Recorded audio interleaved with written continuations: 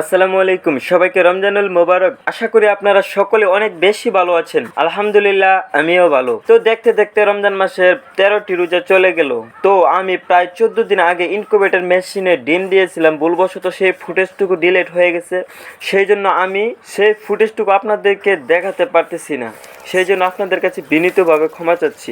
তো ইনকিউবেটর মেশিনে স্যাটারে ডিম দিয়েছিলাম মূলত 14 দিন আগে। আজকে এই ডিমগুলো হ্যাচিংয়ে দিয়ে দিব। সেই জন্য এই ডিমগুলো মেশিন থেকে বাহিরে নিয়ে আসলাম।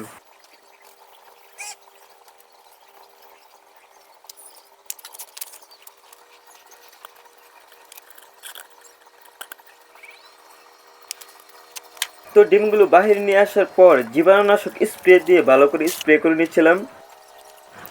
তো হ্যাচিং ট্রেতে এখন ডিমগুলো সুন্দর করে সাজিয়ে রাখবো। এরপর ইনকিউবেটর মেশিনে দিয়ে দিব ইনশাআল্লাহ। তো আমি অনেক দিন যাবৎ আপনাদের মাঝে আমার খামারের ভিডিও নিয়ে আসি নাই। মূলত এগুলো নিয়ে আমি একটু রিসার্চ করতেছিলাম। আর যারা যারা আমার কাছ থেকে কোয়েল পাখি বাচ্চা নিতে চান, অবশ্যই আমার সাথে যোগাযোগ করে পরে আসবেন। আমরা 1 থেকে 45 দিনের কোয়েল পাখি বিক্রি করব ইনশাল্লাহ। আর আমাকে মেসেঞ্জারে নক দিলে পেয়ে যাবেন।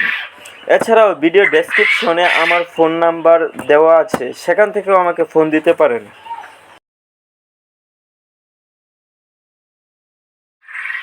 তো ডিমগুলো সাজানো শেষ হয়ে গেছে, এখন মেশিনে দিয়ে দিব।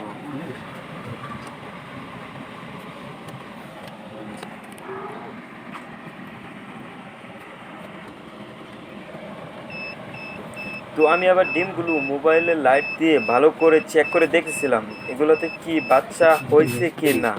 তো আলহামদুলিল্লাহ সবকিছুই বাচ্চা দেখা যায়। শতকরা 5-7টা ডিম নষ্ট হবে, এটাই তো স্বাভাবিক। তো শেষ পর্যন্ত দেখা যাক কতটি ডিমের থেকে কতটি বাচ্চা পাই আমরা।